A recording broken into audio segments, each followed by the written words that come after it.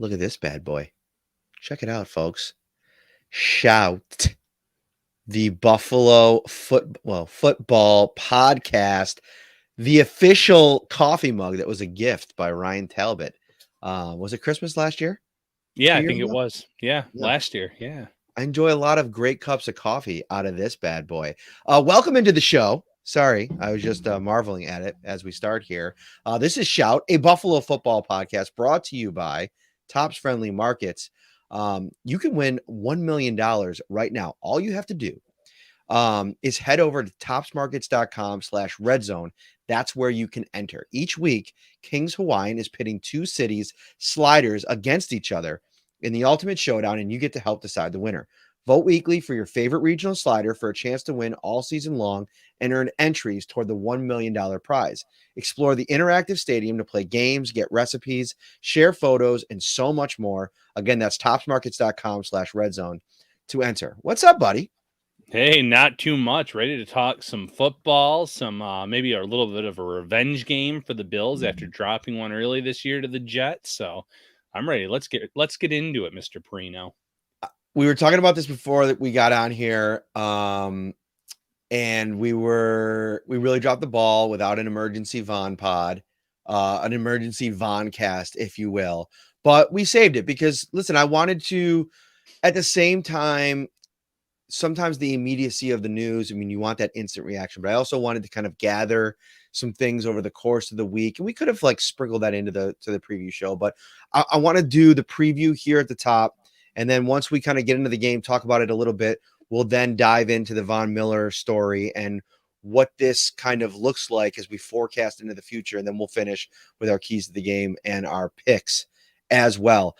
Let's start with this game, Ryan. We go back now 6 weeks, week 9, when the Bills were on the road against the Jets. And for me, the biggest two takeaways from that game was one, that's where the offense for me really started to kind of sputter. I know that it was, the Packers game where that second half wasn't really good, but I thought that the Jets did a lot of really nice things defensively that shut down Josh Allen in this passing offense. I mean, they had the 42-yarder to Diggs on the first play, and they finished with 200 yards passing in the game. So just think about that effort from that defense. And then on the other side, it was about who wasn't there. Von Miller was on the field that day, but no Jordan Poyer, no Tre'Davious White, no Matt Milano. There is a world that we could live in, and we'll get it with the injuries here in a minute, that all three of those guys are back for this game, which would be huge. What do you remember most about that game? Yeah, no, that was just it. The inactive list was full of key players. You mentioned the defensive players. Spencer Brown is not in the same echelon as those defensive stars that you just mentioned, but he's an important cog for this team at right tackle. So he was also out for that game. So they had missing pieces on both sides of the ball. The game, no offense to the Jets and the Jets fans, that was the Jets Super Bowl. All I can remember from that game is as soon as they won it, Robert Salah is hugging one of his coaches. The players are going nuts on the field, and this is what happens when, I don't want to say they're a bad team anymore. They're on the rise, but this is when an average team knocks off one of the top teams in the league. They go crazy for these wins, and that's exactly what I took away from it. Is they thought maybe they could hang with the Bills, and not only did they hang with them, they won that game. But a lot of it had to do with the pieces that were missing. It was a bad loss for the Bills. Like you said, the offense sputtered after that double move by Diggs that went for a 50-yard gain. I think they're going to be a lot healthier coming into this game.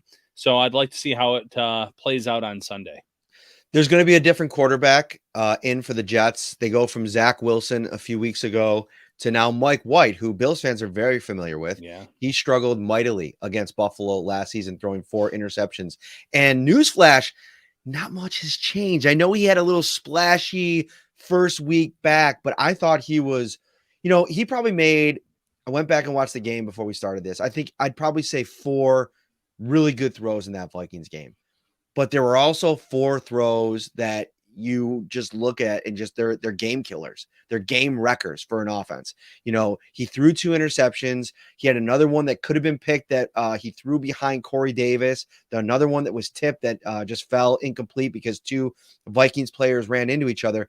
He threw for 300 plus yards, but a lot of that came late. The Jets weren't executing in the red zone, which is playing right into a Bills defense's hands with Leslie Frazier. I don't know how they're going to be able to attack them down the field. I know Garrett Wilson is a really nice player, but with Tre'Davious White back in the mix, that's to me one of the matchups that I'm most keyed in on is, does Tre'Davious White play 100% of the snaps, and does he follow Garrett Wilson in this game? Because if he does, that could be advantage Bills in this time. Yeah, listen, Matt, in the famous words of Yogi Berra, it's deja vu all over again. Mike White mania was going wild last year. He beats the Bengals. He has another decent performance mixed in there. And then he comes to Buffalo, or he goes against the Bills, I should say, and he gets absolutely destroyed. I think you're going to see a very similar outcome on Sunday. You mentioned some of the near interceptions. He tries to throw the ball into a pretty tight window, and to his credit, a few of those went through last week against the Vikings. But he also had a big interception late that sealed the deal that he had no business throwing. So it'll be interesting to see if things play out the same way it did 1 year ago in terms of Mike White and the Jets kind of slowly realizing he's not the long-term answer. He might be better than Zach Wilson, but we're setting the bar pretty low here in terms of Wilson's overall play as well. Yeah, some of Zach Wilson's stats and his rankings are really troubling if you're a Jets fan, knowing that they spent a second overall pick on him a couple years ago. So anything probably would be an upgrade. Man, we're living in a world where Baker Mayfield off of 2 days could come in on Thursday Night Football and light the NFL world on fire. So anybody can do anything at any given time. That's the NFL. I'll be interested to see if this can kind of continue for Mike White. Some of the things playing against him, a very healthy Jordan Poyer. The thing about Jordan Poyer now, too, that I think is really going to help this defense is now that he has been back for a few weeks and it can start to develop some chemistry with Damar Hamlin, it's going to help them as a group right back there, but it's also going to help Damar Hamlin, going from Poyer at the start to then having to play with Jaquan Johnson, who struggled a little while. He was out for a couple weeks, then Poyer came back. It was a lot of like stop and go, stop and go. Now you're in a situation where you can develop some of that chemistry. Super important. So Matt Milano is on the injury report. He is questionable along with Dion Dawkins, but couple things on those two situations. First of all, Dion Dawkins limited on Wednesday and Thursday, so he practiced both days, was full on Friday. So he looks like all systems go. Sean McDermott came out today on WGR and said that he's not very concerned about Dion's chances of playing on Sunday, which is a good sign. Milano's a little bit differently. We were talking about this a little bit before the show, and I think how this plays out is going to be interesting to watch. So a lot of people didn't know how Milano suffered the knee injury. In the Von Miller hysteria on Wednesday, Sean McDermott kind of slid it in there that he was not going to practice that day. Well, we found out now today that he suffered an injury very early in the Patriots game. He went on to play 100% of the snaps. He didn't miss a single play. So it's something that he managed in that game. So now he's had a couple of days to kind of, get in the training room, work on that. He didn't practice Wednesday. He didn't practice Thursday. So everybody's probably sitting back thinking, okay, there's no chance Milano's going to play, because guys that don't practice for McDermott, they don't end up typically playing on Sunday. But he was limited today. He was out there at practice, and Sean McDermott didn't rule him out. And I think it could be a situation, because he finished the game after such an early injury, Ryan, it might be a situation where they were just trying to really watch the injury over the course of the week, let him not put any extra pressure or stress on it, not practice, and then that will allow him to play. And Sean even said it today, like, it's different situations as you go, depending on the player. Some players, more veteran players that have been in the system a long time, know what they're doing. You probably have a little bit more leeway in making a late week decision like that. So I don't think we're out of the woods on Matt Milano if you're a Bills fan, but I definitely think we're trending in a good direction, to use a Sean McDermott term. Yeah, and he's one of those players that has been here from the get-go in terms of knowing the system, knowing the ins and outs. He's a player that you don't necessarily need on the field practicing. You feel comfortable on any given Sunday with him being in the lineup and playing at a high level at that. But counterpoint, if for some reason he cannot go or he's not 100%, I think the Bills are in a better situation in this rematch with the Jets than they were previously. They have A.J. Klein back in the fold. They have Terrell Bernard, who's played a little bit since then. They have depth at linebacker, guys, Tyrell Dodson, who's come in. So they know that they have depth as well. They don't necessarily need Milano to be playing 100% of the snaps. I think he will. I think there's a good chance he will if he's playing on Sunday, Matt. But I also think the depth at that position is in a much better place than what it was in that first matchup. Mm-hmm. The Jets are, generally speaking, pretty healthy. I think they only have one questionable person on their injury report. So, it's going to be probably a full, all the players that we're going to talk about over the next couple of minutes here are going to be in the mix.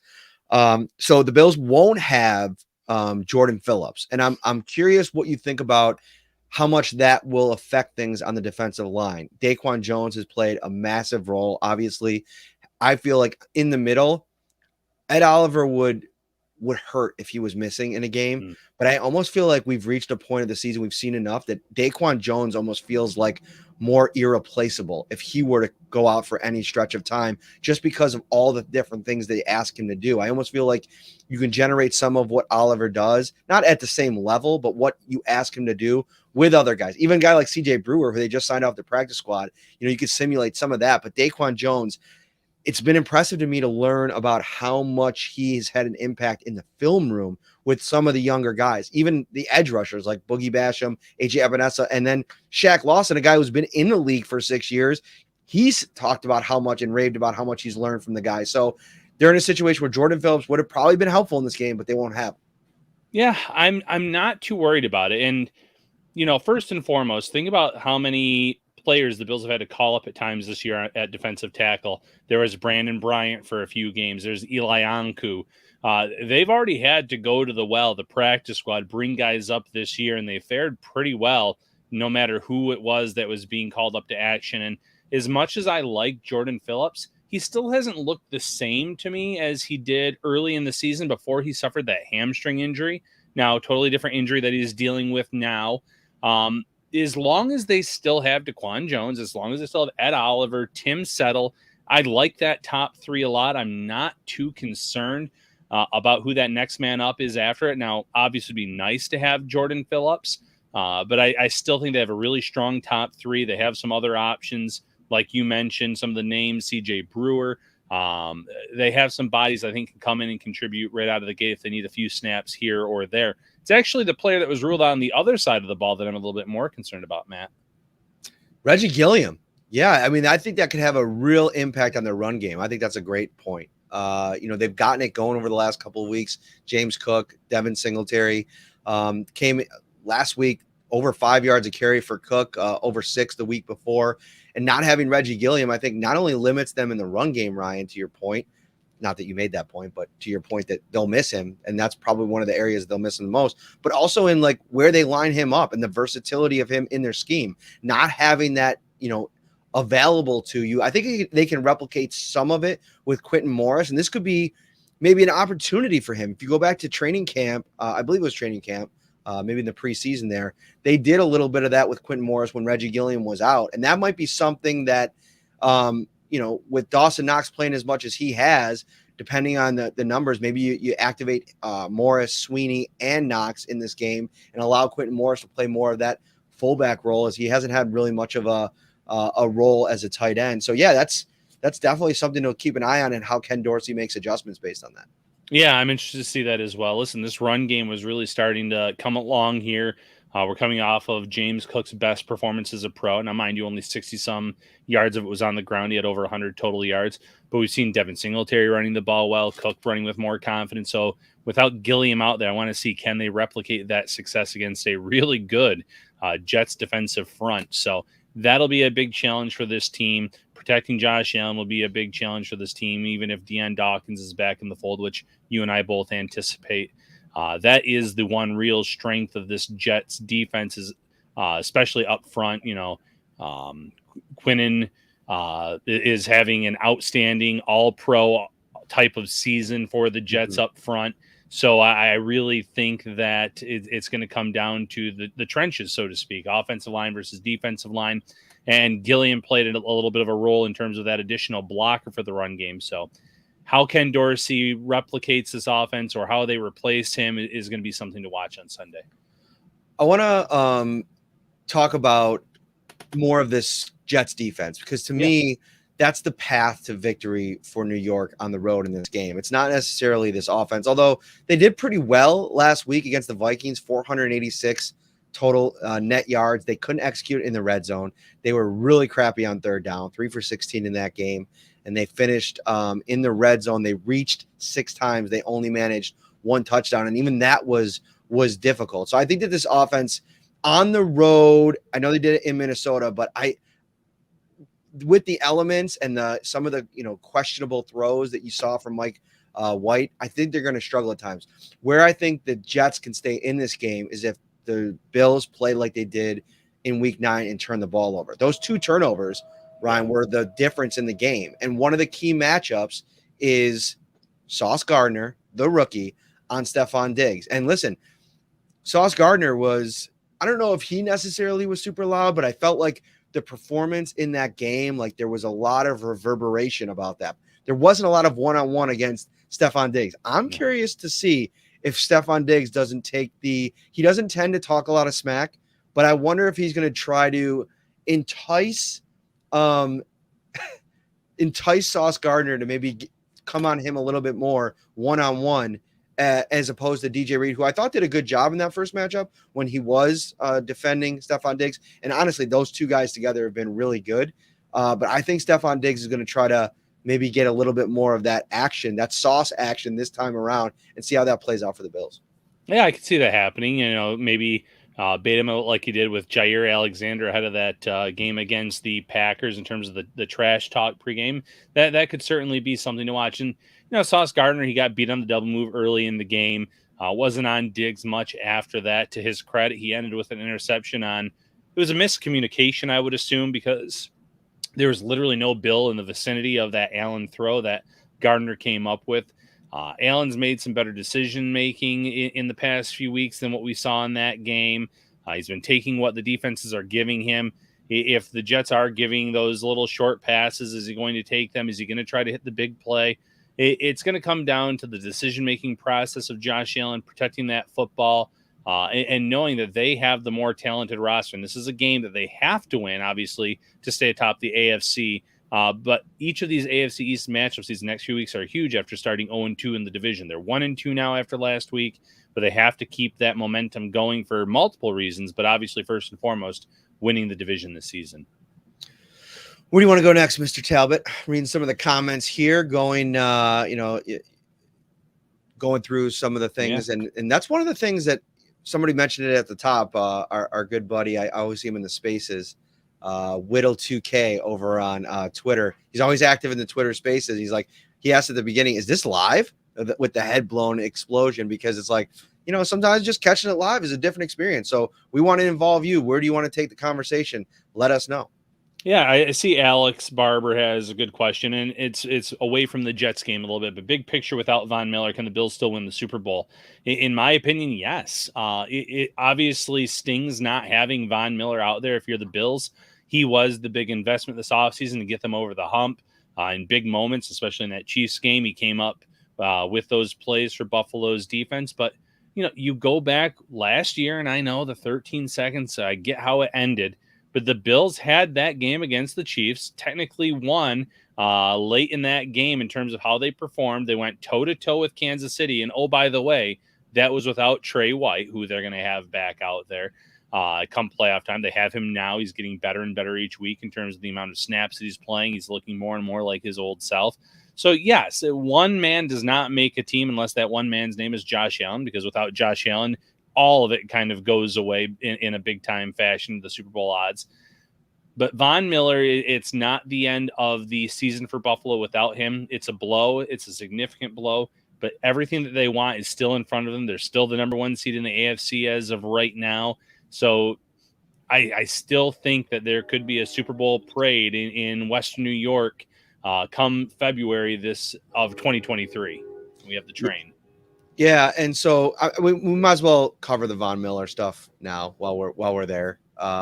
This is something that popped up out of nowhere on Wednesday. I think a lot of people thought that, even when the Bills put him on short-term IR, which is basically what they were doing initially with the hope that he could return in 4 weeks, there was still always the idea that he was going to have to test it out. He was going to get back on a football field. And there was no guarantee that he'd be able to come back and be a factor this season. So, when he got on the table, obviously the story's probably been told enough at this point. Most people know, but if you don't, he went down to Dallas this week, Dr. Cooper, who specializes in these surgeries, and they basically went in knowing that if there was enough damage to the ACL, which apparently they had known enough that Von thought that there could be, they'd repair it and that would end his season. And so now all focus has shifted to 2023. And I thought it was interesting enough, side note, that Brandon Beane was so adamant when we talked to him the other day that they're expecting to have Von Miller back for most of 2023.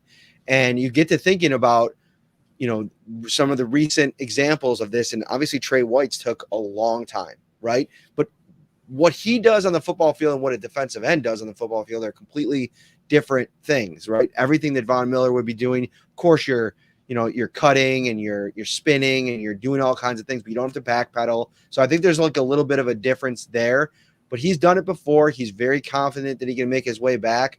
That was one of my first big takeaways. Talking about the future outlook here, and I think we covered this, maybe not on the Tuesday show, but maybe on the show before that. If I was power ranking defensive players, right? Jordan Poyer now, Micah Hyde's out already, so take him out of the equation.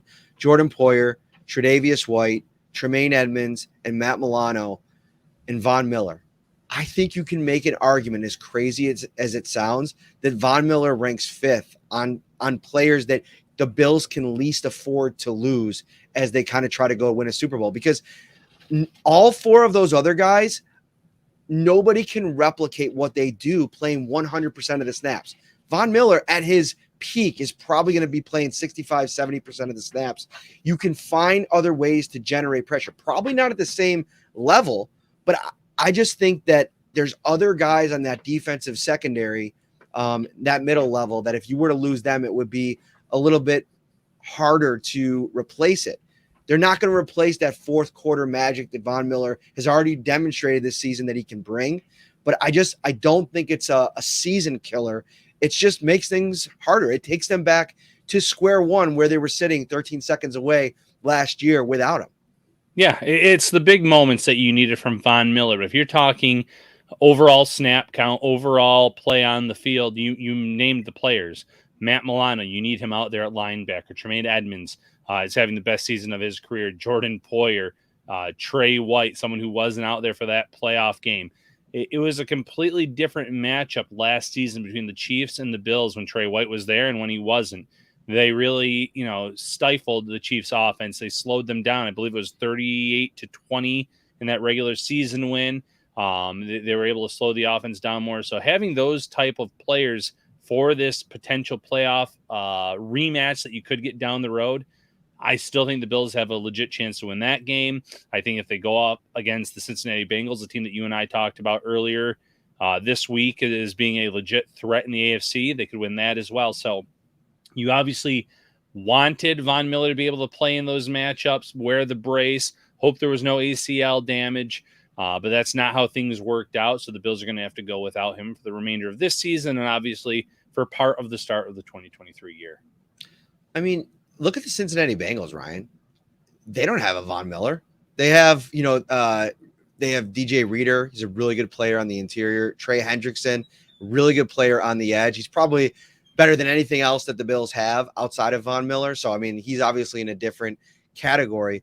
But I think they drafted Greg Rousseau for a reason, to Sean McDermott's point. And I've been really impressed this week talking to Shaq, talking to Greg Rousseau about the resolve of that group in the aftermath of this news. And it's fitting because it's like all Von Miller talked about over the course of this season. And it's kind of like creepy in a way. He kind of, it was almost like he was talking to himself like a month ago when he was talking about what it's like to go play in this league and all players get injured. You're never going to, go through your career and not have a season-ending injury, almost like prophetic in a way when he was talking about the Tre'Davious White stuff.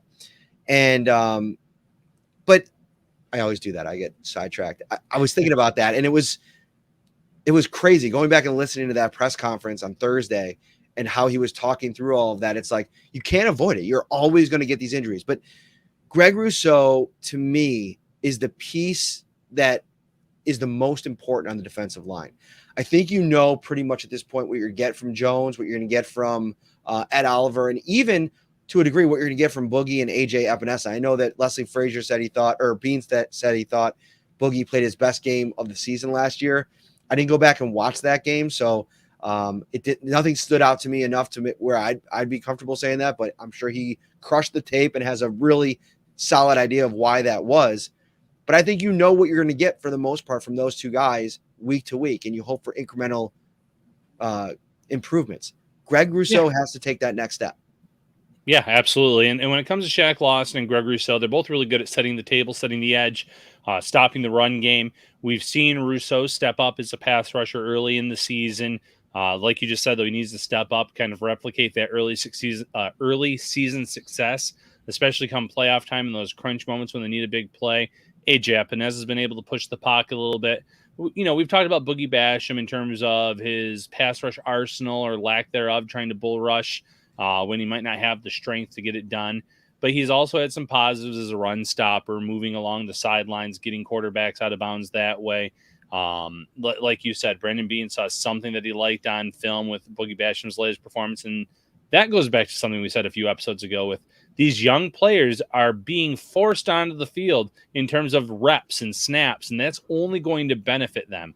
So maybe now he can stack another strong performance on top of what he saw last week in Boogie Basham's play and continue to improve. And again, we've already seen a big step in terms of the play and growth of Rousseau, but he's got to take it up another notch.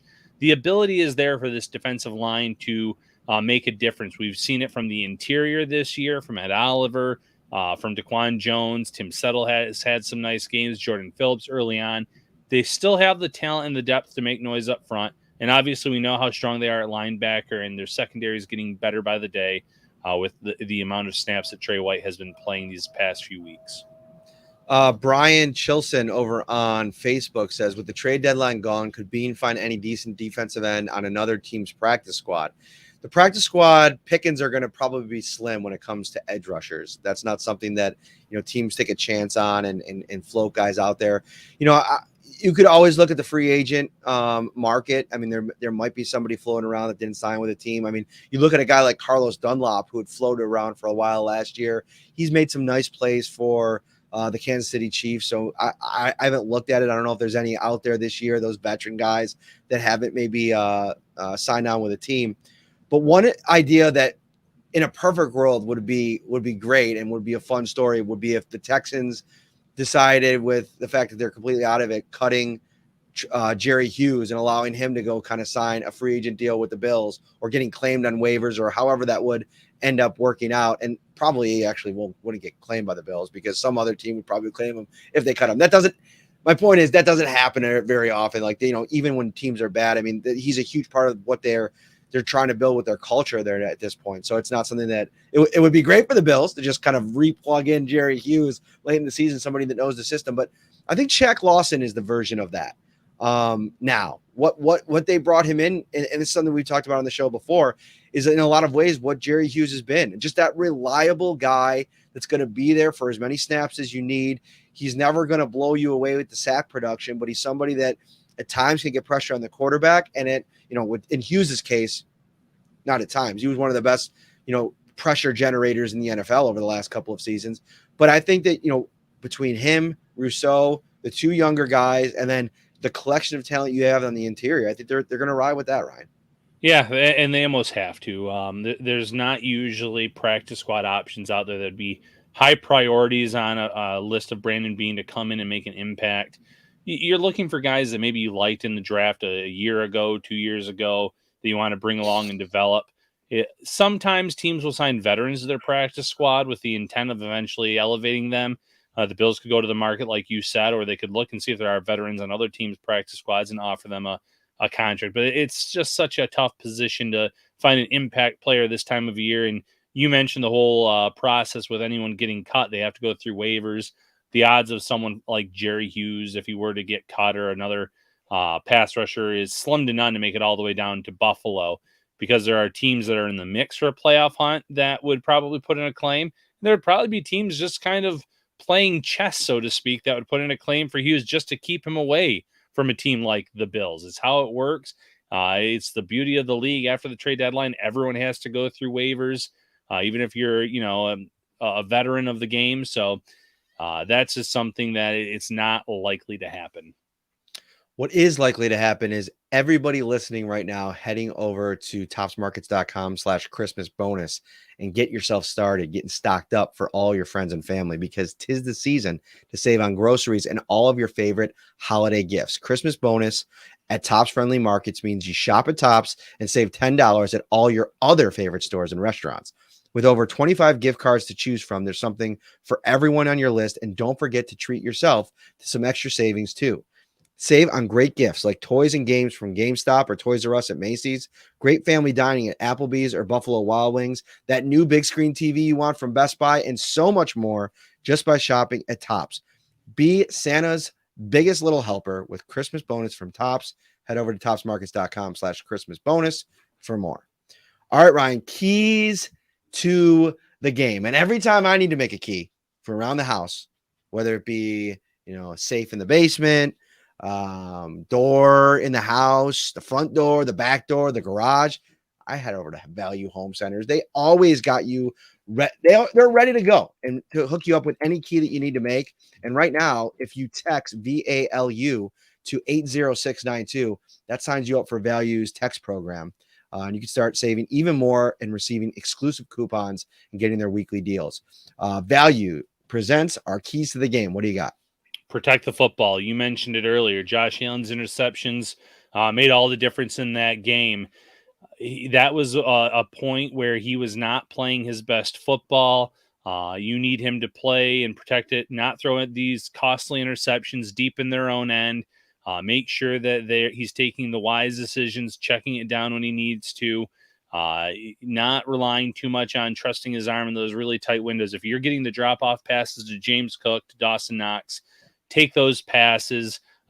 Wait for your opportunities to hit the big plays to Gabe Davis, to Stephon Diggs when they come. Just be smart with the football, because I think on the other side of the ball, Matt, Mike White has a few turnovers in his system, and that's going to be their chance to really pull away with this thing. So protect the football on offense, and the Bills come away with a win. What about you? That's it for me right there, is just, make Mike White be Mike White. That's my key to the game. And the Bills defense can affect that. And you could do it in multiple ways. He is going to put the ball in bad spots when he throws it. And he's also going to make poor decisions when you get pressure in his face. That's just the way that it happens for guys that in this league, even the good young quarterbacks that come in with all of this pedigree and, did things in college and, have high expectations or high round picks. They still suffer in those situations. They make mistakes. And Mike White is a guy that is still 6-7 games into his NFL career. And the Bills are going to be able to mask what they're doing on the second and third level and then get pressure up front. I'm not overwhelmed with that front for the Jets, their offensive line. I think they're prone to give up pressure. They're prone to give up quarterback hits. And if you're hitting Mike White and you're forcing him to try to come back and make plays in the passing game, I'll pair it with this shutting down their run game, because that was a big issue in the first one. I almost feel like you start there, you shut down the run, and then you force the pass and you force more aggressive plays in the passing game. And listen, they're having enough success, Ryan, right now with Garrett Wilson, Elijah Moore starting to kind of pop for them a little bit. CJ Uzama's there. He can make some plays. I really like that other kid, Ty Conklin. He made some nice plays a couple weeks ago. They have some players in the passing game that can make plays, but I think that the Bills have better players on the defensive side. So that to me is one of the big keys of the game. Yeah, well said. The pieces are starting to get there for the Jets. They have a lot of young talent, but the Bills have better talent still, and especially at quarterback. Make Mike White turn the ball over, and the Bills will walk away with another victory. All right, let's bring on for our last little segment here. We can go to the bullpen. Bring in AJ Chabalski, I said it wrong the first one. I want to say, right. I always want to say Chabalski. I don't know why. People do it. Listen, I'm a big fan of the backdrop that you got going on there. The light up on the ceiling looks really nice. So I think that this is a vast improvement over recent episodes, and I think the commenters are gonna really support what we got going on in the. Yeah, I like the midday. I don't have my whatever lights the chat wants to call them in the background. So it's a better background I got going on. Got anything to bring into the show today? I saw you with some stuff in the comments. Yeah, let me take a look. To the point of someone in the comments earlier mentioned how Milano and Dawkins should both play because it's a divisional game if they can't get on the field. I think McDermott's a very conservative coach in that aspect. I know we talked prior yesterday about the possibility of Milano playing, and we discussed how when Milano doesn't, or when a player doesn't practice Wednesday, Thursday, there's not a really good chance that he plays. But with the update that he was out there Friday and everything, it gives a good chance. And I am a little worried if Milano doesn't play, because I think the Jets do have some weapons, and I think Mike White is inconsistent and is probably as many interceptions or interceptable balls he can throw. The Jets have allowed 28 points in 10 games, so that's a threshold that the Bills hopefully can get to with the rejuvenation of this offense and a run game. Yeah, absolutely. So, with Mike White, they're going to have to score some points. I know how good their defense is, but I'm still anticipating the Bills being able to put a lot of points on the board at home, not fall into the same type of struggles that they did against the Jets in the first matchup. The red zone offense has been so much better as of late. I believe 6 touchdowns in their last 7 drives in the red zone. So they're starting to put that together, figure out some things that they were really struggling earlier in the year. So I get that the Jets have made it easier for the offense to win games this year with their overall play. You look at the win, some of their earlier wins where they've really, especially against the Bills, where they shut down the offense and made it that Zach Wilson didn't have to do much in that game. I think the Bills are going to come out with a completely different game plan and be a lot more effective against this Jets defense. Yeah. I think that the Jets defense in general, and sorry for the slight distraction there. I got a couple of Rugrats home with me. Mom's still at work. The Jets defense in general, I think that's a great stat, AJ, and the fact that what's the number? I think nobody's thrown over 250 yards against them. And going back at the struggle that this passing offense for the Bills had against this team in Week 9, I mean, there's going to be challenges in this game. This isn't a game where much has changed in personnel wise, especially Bills offense versus Jets defense. So how do you get better in a lot of these departments? Is like you got to get tougher up front, which I think has probably been a point that has been emphasized all week long. You have 11 days to prepare for this Jets team, which I think is a huge piece of all of this. And there's just that retribution factor. Like it's in the headline, like a revenge game. The Bills haven't lost much in the AFC East over the last couple of years. Pretty sure they're pretty pissed off about how that game went the first time around. I think Josh Allen is feeling healthier, and we're going to get to our pick segment now. And then that's why I also brought you in, JJ. I'll let you give your pick. Early in the week, I have to do it for CBS every week, so I put it in at 28-13, I believe. I'm going to keep that for the show because they already have graphics and everything like that, but I'm changing it because I see a dominant performance coming from the Bills on Sunday. I'm going 38-10. I have a bold prediction as well. I think I shared this with you, AJ. Tremaine Edmonds pick 6 to absolutely put Bill's Twitter on fire on Sunday. I think that we're just going to watch the flames as this thing just absolutely explodes. But no, offensively, I think, they're going to try to run the ball. The Bills are, but I also think they're going to attack and try to get downhill. And if things don't go well for the Jets offense early, I think the Bills offense will be able to capitalize on that momentum, put pressure on the Jets, and, hit some big chunk plays. Like they haven't given up many big chunk plays all season. That's one of the things that the Jets are doing really well. And I think the Bills will find ways to do it. So I'm going 38-10 Bills. Yeah, I'll go next. I have the Bills winning this one 35-17. One score comes late in garbage time for the Jets. Bills defense, 4 turnovers on Mike White and the Jets offense. Really pull away with this one, not close at the end of the day. Okay, so I well, I didn't have them before the show, but I'll just go with one now. With the way the Jets defense is playing, I think the offense for the Bills has been better the last couple of weeks, running the ball and whatnot. But like you guys said earlier in the show, Reggie Gilliam, that's a big loss for a team that's been really running the ball well. I'm going to go with a lower scoring game. I think it'll be a closer game. I think the Jets have been in close games all year. You look at last week against the Vikings, and the Vikings are another team that's been in close games all year. I'll go 24-13 Bills. I think they control the game. I think with Milano, I could see them running away with this one. That's how important I think it is that Milano gets on the field. But I'll go Bills 24, Jets 13, lower scoring game. But Bills handle business and stay atop the AFC. My 38-10 prediction is also based on Milano and Dawkins playing, which I think I'm a little bit bullish on after, the Friday development. So we'll see how it all plays out. All right, for AJ, for Ryan, I am Matt. Head over to Tops right now. Check out the carry-out cafe. They have hot to go fresh large cheese and pepperoni pizza, $14. The 10-count chicken wings, $14. The legendary breakfast pizza is $20. Pizza or taco log, 6-count, $7.69. Baby back rib sections, $5.99 a pound. Sub sandwiches, wraps, apps, sides, and so much more. Visit topsmarkets.com/redzone for the complete menu of ready-to-enjoy fan favorites. Enjoy the weekend, everybody. We'll see you Sunday.